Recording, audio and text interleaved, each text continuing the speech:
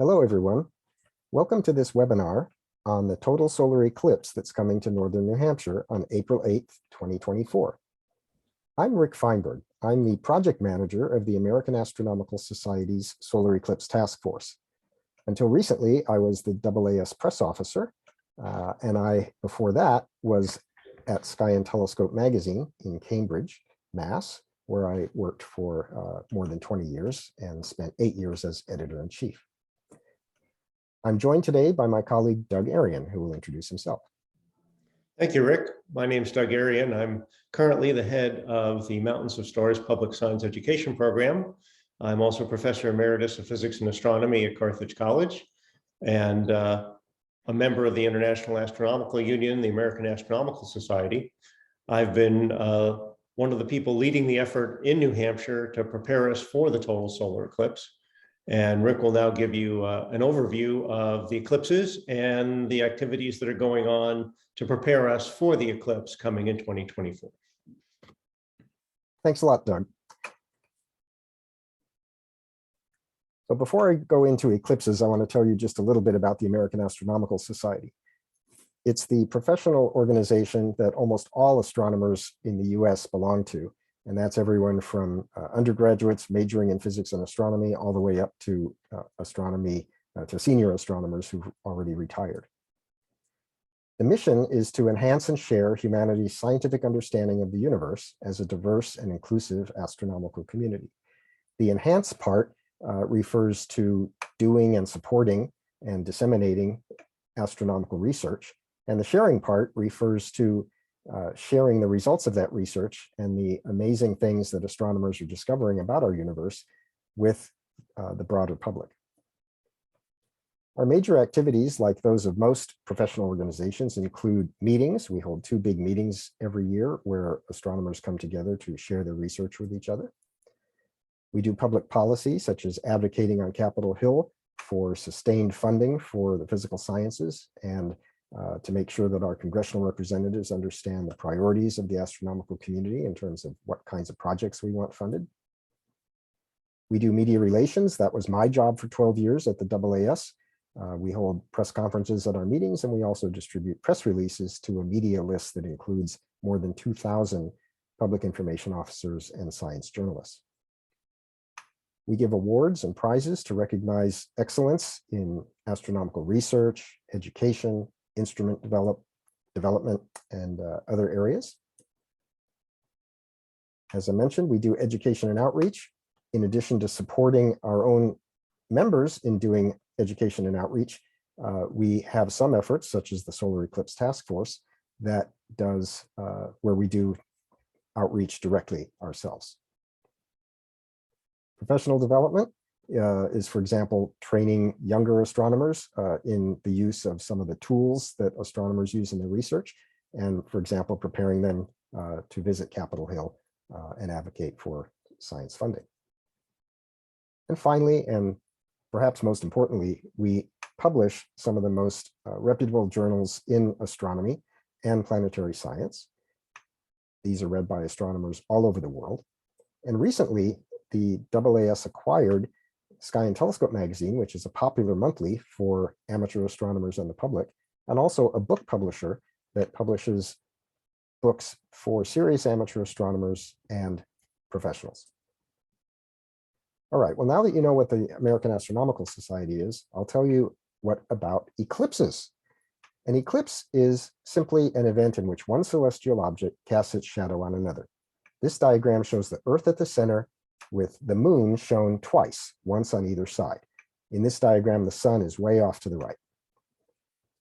So on the left, we have a total lunar eclipse. That's when the Earth goes completely within, when the moon goes completely within the Earth's shadow. And so the Earth's shadow falls on the moon. Now, not all lunar eclipses are total. Sometimes the moon just goes through part of Earth's shadow. But in this case, I'm illustrating a total lunar eclipse. And you'll notice that the Earth's shadow falls on the moon completely, and that basically anybody, let me tell you, it can only happen at full moon. As I said, the sun is off to the right, the moon is to the left in this case, so that's a full moon.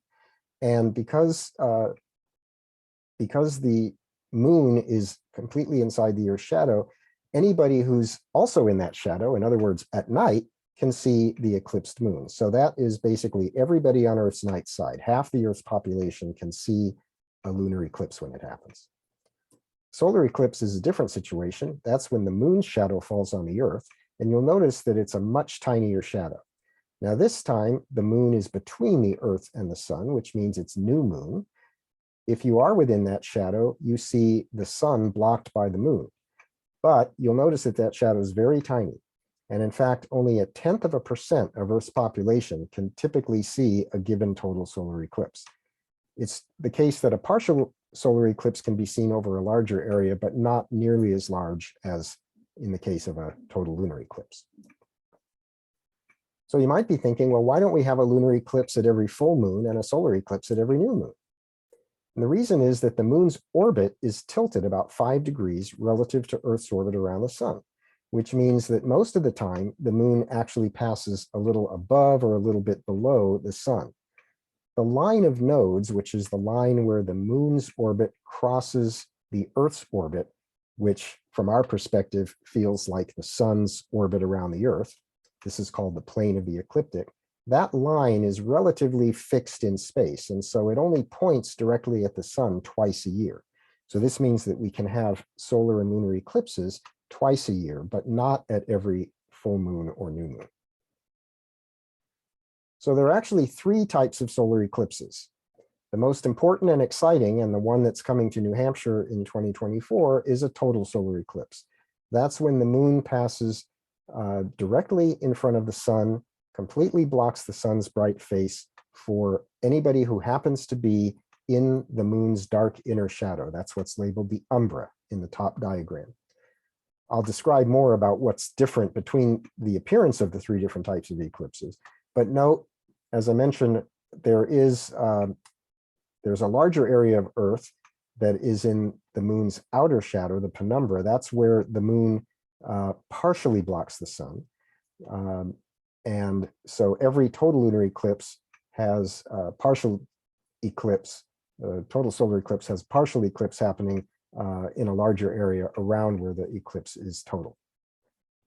An annular eclipse is a special case where the moon passes directly in front of the sun, but because the moon's orbit is slightly elliptical and the moon can sometimes be farther away than average and sometimes closer, when it's farther away than average or near the far point in its orbit, it doesn't completely block the sun. And so it leaves a bright ring of sun, which we call the ring of fire, around the sun. And you get what's called an annular eclipse, where annulus is the Latin for ring. An annular eclipse also has a partial eclipse visible in a larger area around where you can see the ring. And then the final case is a partial eclipse only. This is where the alignment's not perfect. The moon goes across the sun, but only clips part of it. And so everybody who can see anything of that eclipse only sees the partial. So they look very different when they're at their best. And you'll notice one thing that's critically different here is that the 2 images on the right of an annular eclipse and a partial eclipse have black sky, whereas the one on the left, the sky is blue. The sun also looks rather different in these 3 cases. On the left, when the moon completely blocks the sun, you can see the sun's outer atmosphere, or corona, and these little red, they look like flames along the limb. Those are called solar prominences. Those are jets of very hot gas that glow red, which is a particular color that corresponds to hot hydrogen gas. But the thing is that on the left, you can look at that directly because you're not seeing any part of the bright sun's face. Whereas in the annular eclipse and the partial eclipse, you can only look safely, and I took these photos through very, very dark special purpose solar filters. They block all but 1/100,000th of the sun's light, and because the sky is so much fainter than the sun, that turns the sky black in the direct view through these filters and also in pictures taken from them or through them. Now, the reason we can get a total eclipse or an annular eclipse is that the sun is about 400 times larger than the moon, but it's also about 400 times further away, which means that the 2 objects, the sun and the moon, are almost exactly the same size in the sky, size in terms of the angle that they subtend to our eye. And this means that the moon, when the moon is at just the right distance to completely cover the sun, we can see the corona from just beyond the sun's bright surface all the way out. Whereas if the moon were, say, 10 times bigger in angular size than the sun, every time there was a total solar eclipse, we wouldn't get to see the corona at all. The sun would just be completely blocked and it would get dark, but we wouldn't see the magnificent corona. So it's this amazing coincidence. And the annular eclipse, as I mentioned, occurs when the moon is a little bit farther away and doesn't quite completely cover the sun. So you probably remember that we had a very important total or solar eclipse in August of 2017. It was total in a narrow path crossing the country from Oregon to South Carolina. And for everybody else outside of that path, it was a partial eclipse. Here in New Hampshire, the eclipse was about 65%. So it was a pretty good partial solar eclipse, but it was not a total eclipse. So a total eclipse, as I mentioned, is very special because we get to see the sun's corona. There's a lot of other really interesting phenomena that occur during a total solar eclipse. This cartoon from xkcd.com appeared right after the August 2017 eclipse, and you'll see that he's rating how cool it is to see these various astronomical phenomena and how cool it sounds like it would be. And you'll see a partial solar eclipse there. Sounds pretty cool, looks pretty cool, but a total solar eclipse is completely off the charts. Now in 2017, 12 million people lived or worked in the path of totality. That's the path of the moon's dark inner shadow. And 8 million more traveled into the path, which meant that about 20 million people experienced the total solar eclipse. 150 million people watched the eclipse directly, and 60 million more watched it on TV or online. So in addition to the 20 million that watched it from within the path of totality, there were almost 200 million more who saw the partial eclipse.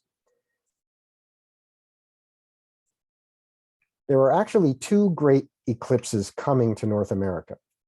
In October of 2023, we'll have an annular eclipse. That's the Ring of Fire. And you can see that the path of that one comes in Oregon on the left and exits the US in Texas.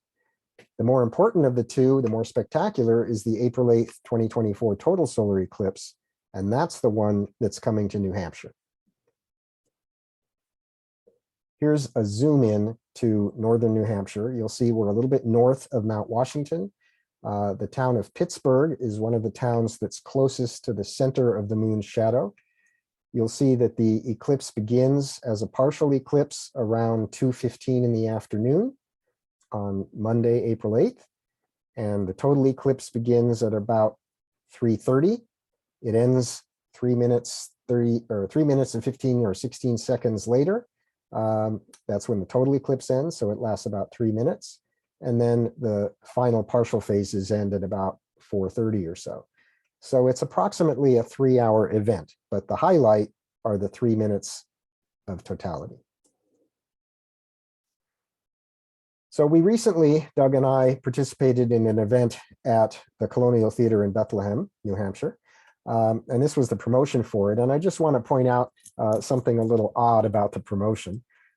It mentions that the eclipse will be 100% total in the northern towns of New Hampshire, such as Pittsburgh, which I mentioned, and Colebrook, and that it will be 95% totality in the rest of the state. This is not a good way to describe a total eclipse and a partial eclipse. First of all, totality already means 100%. And how can you have a 95% of a total eclipse? That's kind of like having 95% virginity. It just doesn't make sense. Either it's a total eclipse or it's a partial eclipse.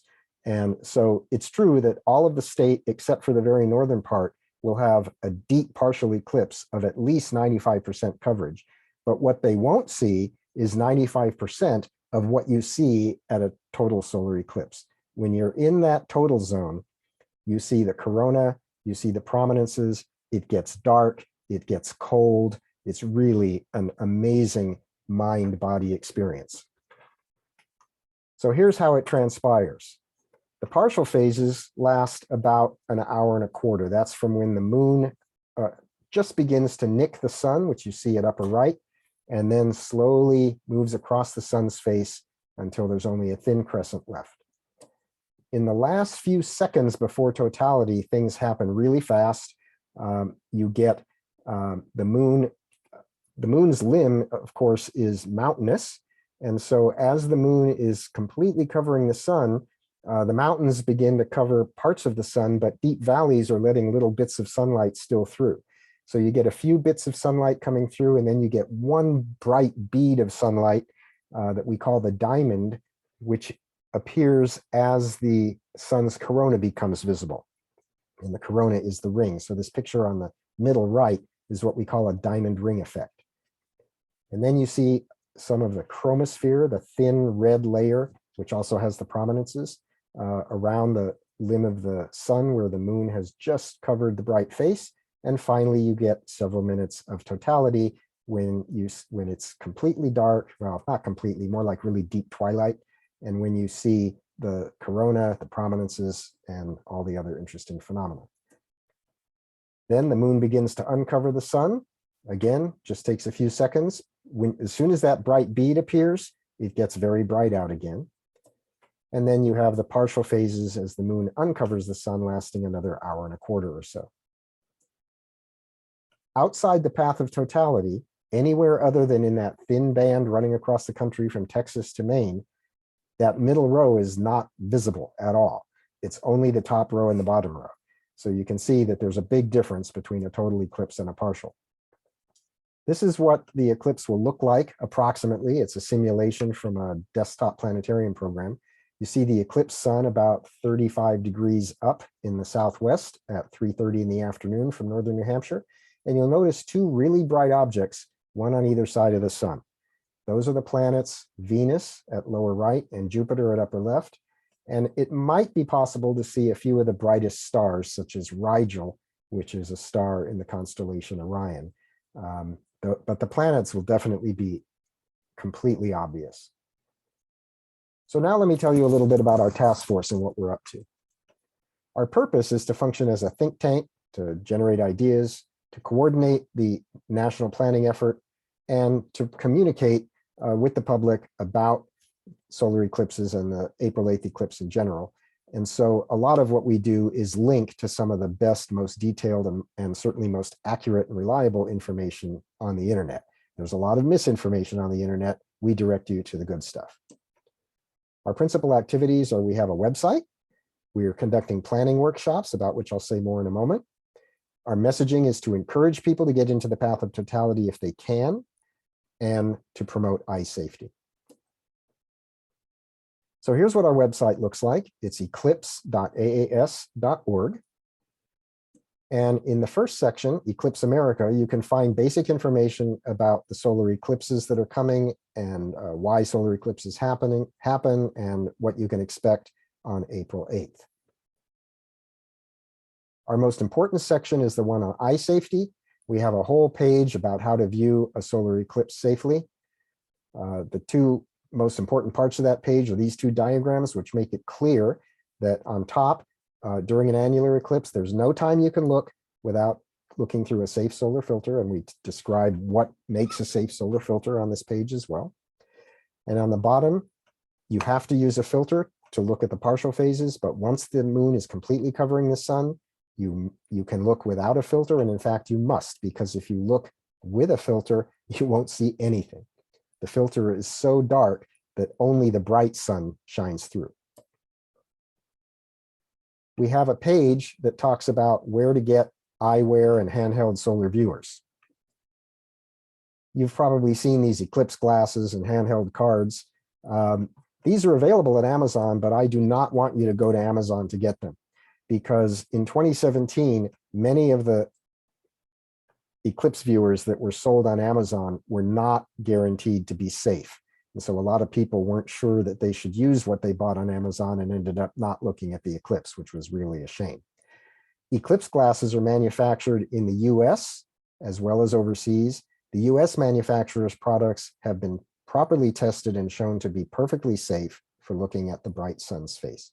So we encourage you to shop from the American vendors, and we encourage you to get your eclipse glasses early rather than to wait until closer to the eclipse, because like with all supply chain issues that the pandemic has caused, it's hard for these vendors to get the materials they need to produce these things.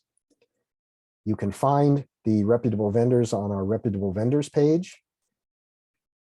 And the two biggest ones, which if you're interested in buying a large number of custom printed viewers, are American Paper Optics and Rainbow Symphony.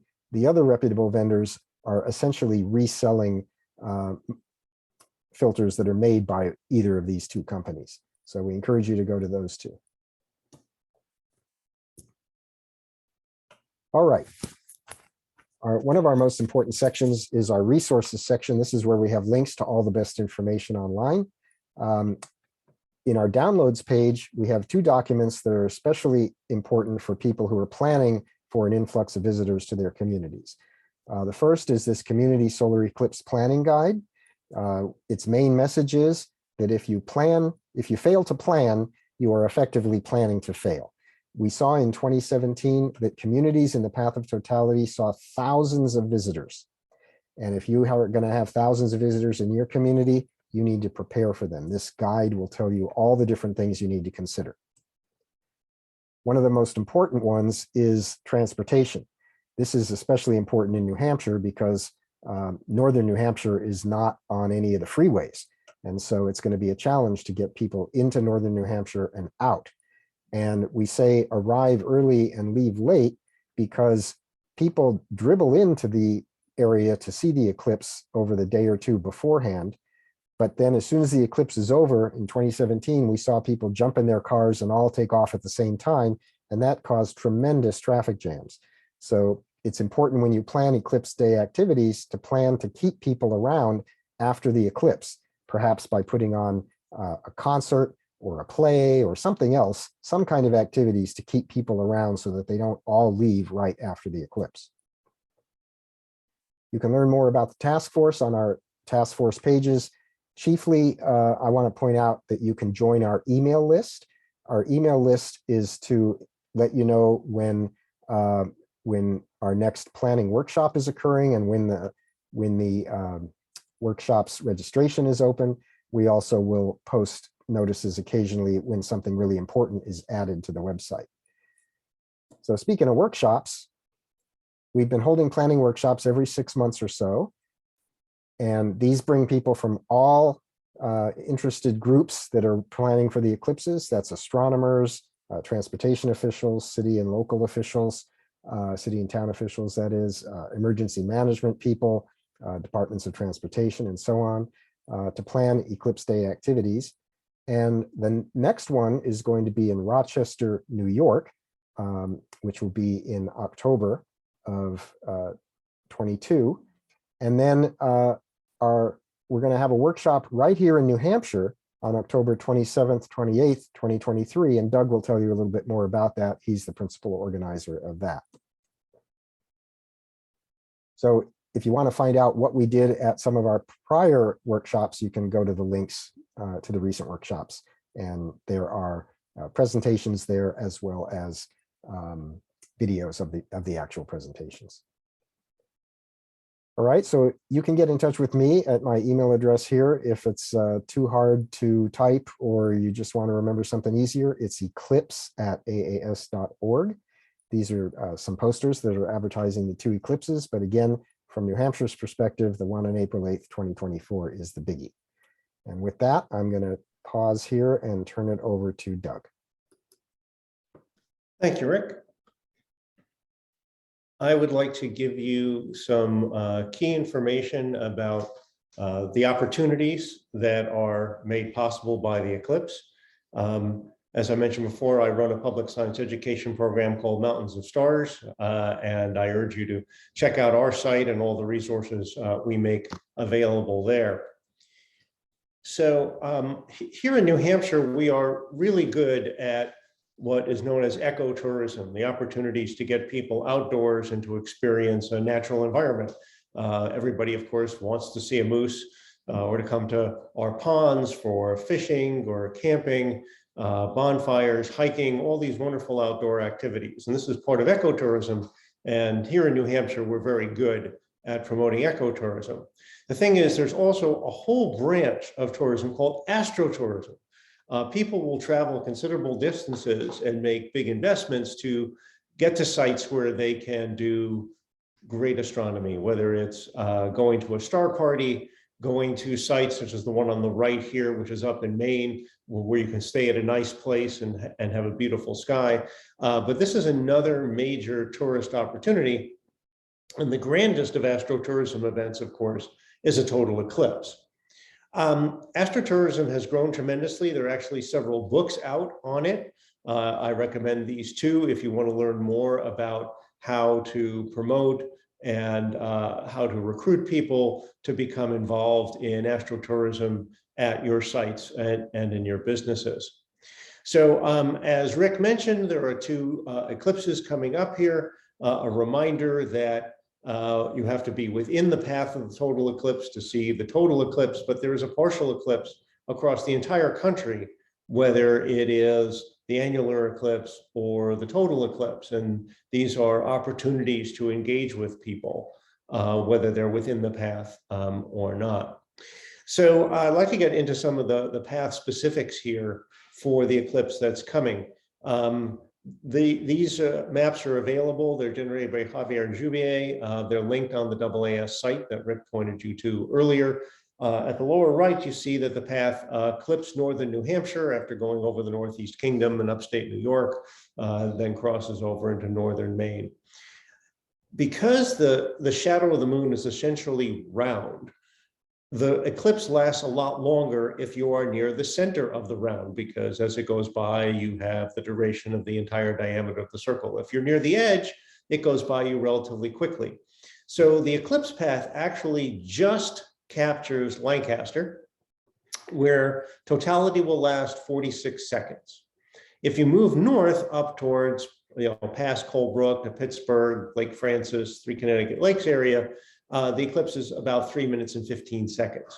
So there's going to be a tremendous interest in people who wish to see the eclipse to be as far north in New Hampshire as possible. So if you are within the towns that are within that path, whether it's Lancaster, Colebrook, Pittsburgh, Errol, and so on, you're going to want to take advantage of this influx of individuals. And just for scale, so you understand how rare these things are, there will not be another eclipse in the United States until 2045. And there will not be another eclipse that will actually touch New Hampshire until 2079, and that barely touches the state. So take your vitamins, eat well and exercise so you can be around for the 2079 eclipse, which of course is going to be 50 plus years further down the road. So these things are rare in any given location, and that's why we really want to take advantage of it here in New Hampshire.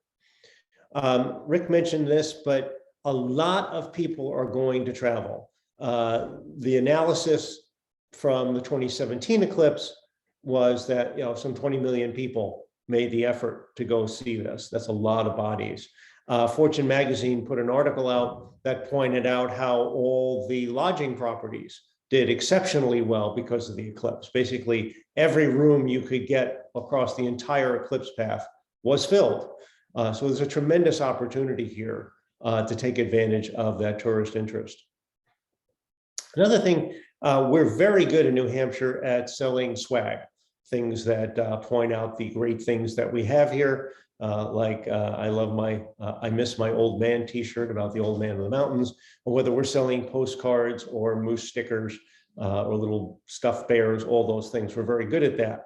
Well, actually, there are opportunities to sell things for eclipses in particular, just like any other special event, whether you get your Super Bowl cap or whatever, the same thing. And these are examples of some of the things that were available for the 2017 eclipse, which I got to observe from Stanley, Idaho. I thought this was a cool shirt. I blacked out in Stanley.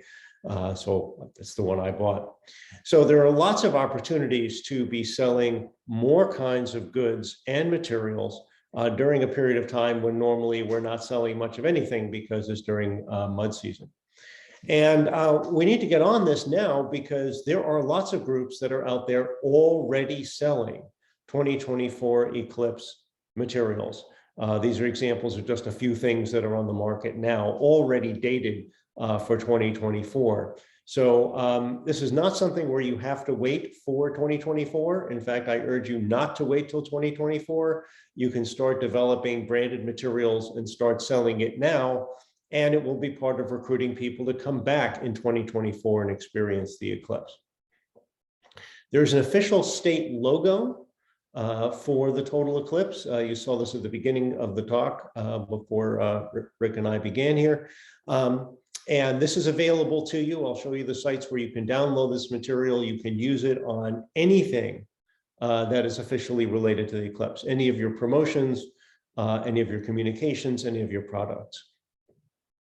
So some of the things that are in place now in New Hampshire, through the work of a gentleman by the name of Rick Eames, the New Hampshire legislature actually passed a declaration of Eclipse Day in the state for 2024. So that's something you can download from the state government and use that to promote us as being an official and welcoming place for the 2024 eclipse.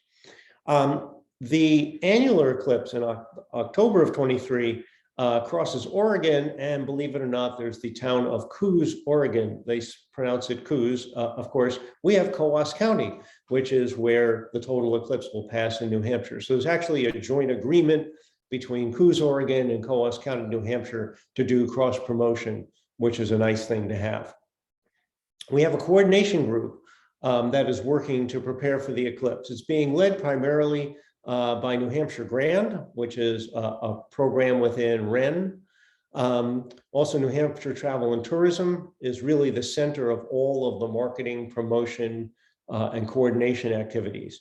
In addition to that, we have the Coos Economic Development Corporation, the Appalachian Mountain Club, who, as you'll hear, is co-hosting with me the AAS Eclipse Workshop in 23, and of course, the American Astronomical Society.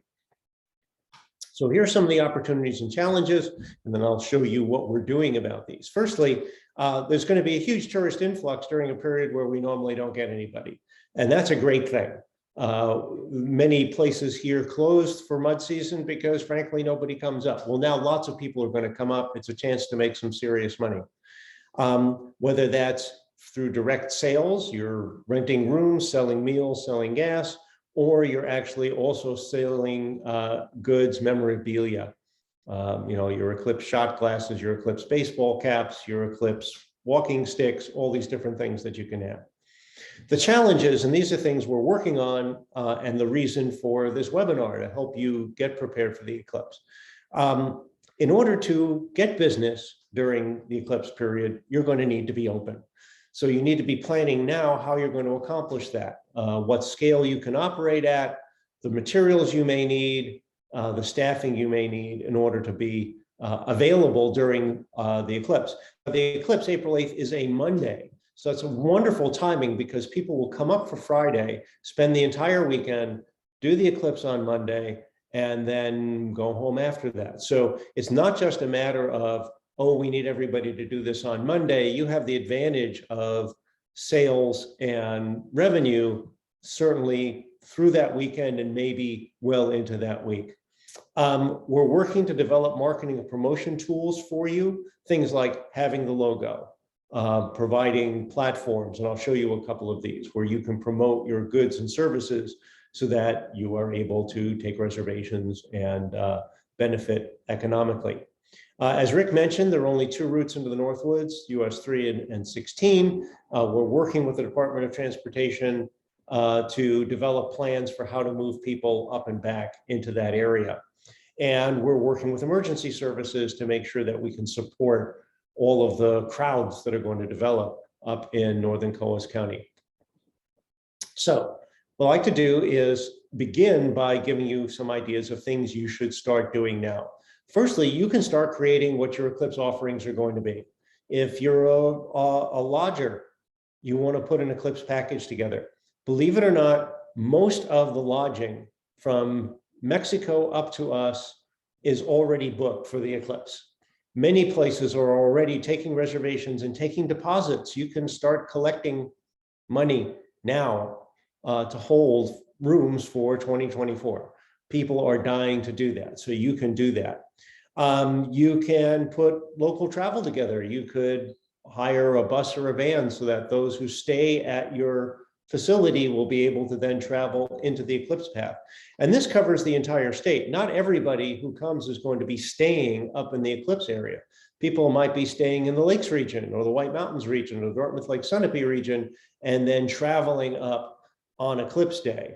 And you could perhaps provide that transportation for a fee and make that part of your revenue stream. Start developing what your eclipse swag is going to be.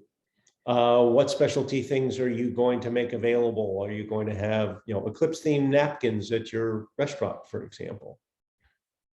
Same thing, dining packages, restaurants, what do you want to serve? How can you plan things? Can you create special menus that are going to attract people? And certainly developing your unique pricing model.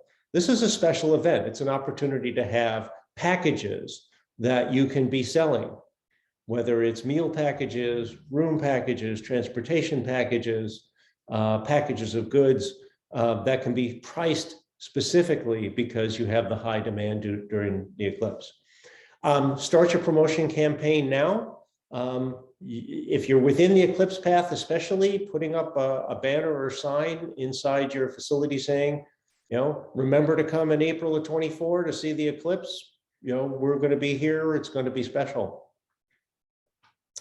You want to be able to create complementary events. These are things, firstly, to take advantage of the influx of people on Friday, Saturday, Sunday, and Monday, and also a way to distribute people so that they leave over a span of time, as Rick mentioned. Whether it's concerts, a speaker series, a farmer's market of some kind.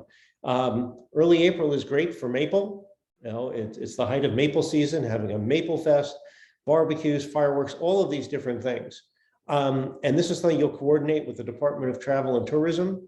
As I'll show you, you'll be able to promote through them, and they'll be able to support you in getting the word out about the activities and events that you're going to have and help coordinate between different organizations. So you may have a particular bar or restaurant that can put on the concert, but tickets to that or a connection to that might be something that your lodging facility provides. So you have cross promotion, those kinds of things that can be done. You want to sign up for the resources of the Department of Travel and Tourism. So there are two sites you want to go to. One is their industry members page. You want to register on that page, and you can create a panel. There's a questionnaire you fill out, and that becomes a site that people will be driven to look for places to stay, places to eat, places to buy gas. All of that will be through the Department of Travel and Tourism. So right now, you can go to that site and start developing your profile there. And that will mean that DTT will now make you visible through all of their marketing channels as destinations for visitors to the state. The same with the travel offering page there. You can put up your particular packages, what you're going to be offering, special deals, arrangements, and so on. So again, Department of Travel and Tourism is trying to create opportunities for you to become visible, to recruit customers. So these are two very important sites that you'll want to go to and sign up for.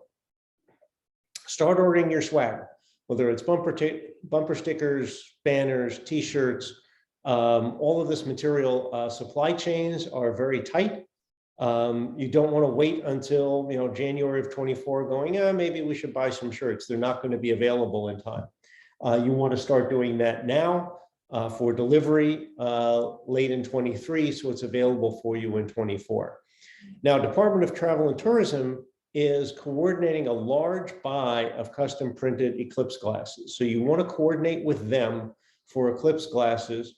Their plan is to provide, at no cost to you, eclipse glasses for all the lodging facilities, a handful for every room available up in Northern Colas County. But you may want to be selling more of those, or you may be a non-lodging business. You have a gas station, you'd like to be able to sell them. but Department of Travel and Tourism is coordinating that. So please be in touch with them so that you can be the recipient of those eclipse glasses. There are places that are already well ahead of us here. So for example, in Mena, Arkansas, they have already created a solar eclipse festival. Their website is up. All the activities are already being promoted. They've got Facebook pages and Instagram. All of this has already been built. We're in pretty good shape now. We're a little less than 2 years away to the eclipse, but it's time to start creating these materials. Whether it's something you create or your town, a bunch of you get together and you create something across all the different vendors that are there and lodging properties and so on. But we need to start creating these kinds of web pages so that people who are looking for eclipse activities will be able to find them and then come up here and spend their money with us. There are activities that are going on to help deal with these kinds of issues. The NEK, for example, has already put a panel together to work on things like this. So for example, this is for a big mountain biking event. And they're already looking like, okay, we have to prepare for this. This is not just something we can handle. There are small roads. We have to deal with porta potties. We have to deal with emergency. So they're already having groups together to prepare for major events. And of course, that means that they'll be in a good position to take on the eclipse. We want to be doing the same thing here. As Rick mentioned, the AAS has been organizing a series of planning workshops to help folks market, promote, prepare for the eclipse. These involve people from the United States, Mexico, and Canada, everybody in the eclipse path. As he mentioned, the next two are in Rochester and then Cleveland. And then we are hosting the fall 2023 Eclipse Workshop. It will be held at the Highland Center of the Appalachian Mountain Club in Crawford Notch in Bretton Woods, which is a terrific spot to go to. It's very important that you participate. Whether you can attend any of those 3 meetings in person, they are all done hybrid mode. You can register for them and attend electronically if you can't attend in person. But it's a very good use of your time to learn about the opportunities for marketing and promotion, the ways that if you're involved in planning for your towns, the kinds of issues that will come up and how those are being solved so that you're not blindsided by these things as we get closer to the eclipse. So highly recommend your participation in the workshops, beginning with the one this fall in Rochester. If you can't attend in person, please plan to register and attend virtually. Because this talk is available to you through this webinar, I wanted to give you some information here. These are direct links to information that you probably would like to go to. Again, a link to the website Rick mentioned, eclipse.iis.org, and in particular, the one on the workshops so that you can participate in those both virtually and the one we'll hold here in New Hampshire. Javier Joubier has created the maps, the links here. The first one is to the maps in general, but the second one, if you copy and paste that link, will take you directly to the map for Northern New Hampshire. So you can see exactly where you are within the path or near the path or where you would like to be operating there. And then the 2 publications that Rick mentioned that are very, very valuable for you to prepare for what's happening in April of 2024. So I'll leave you here with the contact information. Please check out our website, mountainsofstars.org. We have a tremendous amount of environmental and astronomical resources there that you can utilize if you're developing programs that will include all sorts of astronomy and environmental activities besides the eclipse. You'll have lots of people around who are very much connected to the sky, and you can utilize all of our resources to engage them and to give them good value that they're going to be willing to pay for. My email address is here. You're welcome to contact me, and I'll be very happy to help you with other aspects of planning for the eclipse. So thank you for your attention there. I'll return you to Rick for a summary, and then we will send you on your way to get ready for the April 2024 eclipse. Thanks a lot, Doug. It was It was great of you to join us for this webinar, and I hope you found it informative. Both Doug and I, as we said, are available to assist if you have questions. Our websites are the first places to go. And then after that, if you still have questions, feel free to contact either of us. The April 8th of 2024 is not going to be a normal Monday in New Hampshire or anywhere else in this country, but it's going to be a wonderful opportunity. And if you plan ahead, you will have an amazing experience. All right, thanks a lot. Bye-bye, everybody.